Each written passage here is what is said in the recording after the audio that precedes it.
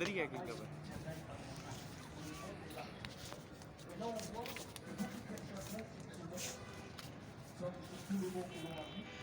السلام علیکم ورحمۃ اللہ وبرکاتہ جی، کیسے ہیں آپ سب لوگ؟ امید ہے کہ ٹھیک نہیں ہے، اللہ تعالیٰ ٹھیک رکھے، تندرست فرمائے فرمائے۔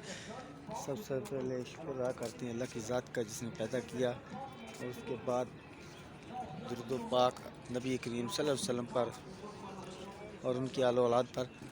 ہم اس وقت موجود ہیں جی ماشاءاللہ شہداء امیر حمزہ غزوہ احد، یہ شہداء کا قبرستان ہے، یہ دیکھ رہے ہیں غزوہ احد کا میدان ہے، سامنے احد پہاڑ ہے جو آپ کو نظر آ رہی ہے، احد پہاڑ ہے یہ بڑے والا۔ یہ شہداء کی جامع مسجد ہے سامنے، اور وہ جو سامنے آپ کو پہاڑ نظر آ رہا ہے جس کے اوپر لوگ بیٹھے ہوئے ہیں، جا رہے ہیں، جا رہے ہیں، اسے بولتے ہیں جبل روما۔ وہ جبل روما ہے جس پہاڑ کی بیک سائڈ، جس پہاڑ کے اوپر صحابہ اکرام کھڑے تھے تیر کمان لے کے، تو آپ سرکار صلی اللہ علیہ وسلم نے فرمایا تھا کہ آپ نے نیچے نہیں آنا ہے، اپنی پوزیشن نہیں چھوڑنی۔ لیکن جب خالد بن ولید کا لشکر واپس ہوا تو صحابہ نے اپنی پوزیشن چھوڑی، مال و غنیمت اکٹھا کرنے لگ گئے۔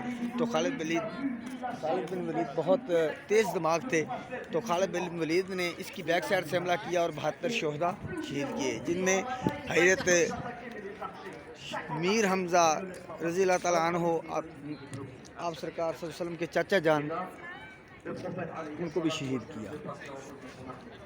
اور حضرت میر حمزہ رضی اللہ تعالیٰ عنہ کی قبر مبارک آپ کو سامنے نظر آ رہی ہوگی۔ یہاں پہ میں آپ کو تھوڑا زوم کر دیا، کبوتر بیٹھے ہوئے ہیں، یہ حضرت شہداء میر حمزہ کی قبر مبارک ہے۔ پہلے نمبر کے پہ جو پتھر پڑا ہے یہ حضرت شہداء میر حمزہ کی ہے، اس کے پیچھے صحابہ کی ہے۔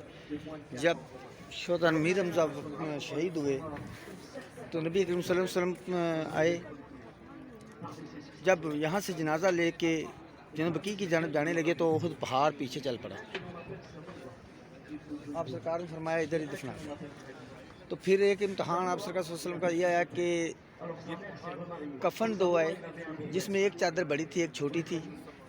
تو آپ سرکار سوچ میں پڑ گئے کہ ایک چھوٹی ایک بڑی ہے، اگر میں چچا جان کو بڑی دیتا ہوں تو پھر بھی مجھے پوچھا جائے گا کہ بڑی اپنے چچا جان کو دی اور دوسرے صحابہ جو تھے ان کو چھوٹی دی ہے، تو اگر ان کو دیتا پھر بھی پوچھا جائے گا۔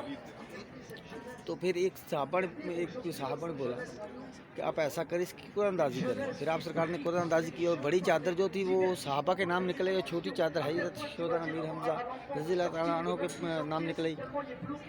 تو جب حضرت میر حمزہ کے اوپر چادر دیتے تھے، چہرے پہ دیتے تھے، پاؤں ننگے ہوتے تھے، پاؤں پہ دیتے تھے، چہرہ ننگا ہوتا تھا۔ تو پھر اوپر سے حکم آیا آپ ایسا کریں، چہرے کے اوپر چادر دے دیں اور پاؤں کے اوپر گھاس رکھ دیں۔ پھر چہرے پہ چادر دی، پاؤں پہ گھاس رکھ کے دفنا دیا۔ تو ایک یہودن نے آپ کا کلیجہ جو تھا وہ نکال کے چبا لیا تھا، کیونکہ جب نبی کریم صلی اللہ علیہ وسلم مکہ میں تھے، مکہ میں ایک یہودی نے نبی کریم صلی اللہ علیہ وسلم کو مارا تھا، پتھر پھینک کر مارا تھا، زخم ہو گیا۔ تو حضرت میر حمزہ رضی اللہ تعالیٰ عنہ نے اس آدمی کو جہنم واصل کر دیا تھا۔ تو پھر اس عورت نے، یہودن نے، اس کا بدلہ لیا کہ نبی حضرت شہداء امیر حمزہ رضی اللہ تعالیٰ عنہ کو کلیجہ نکال کے چبا لیا۔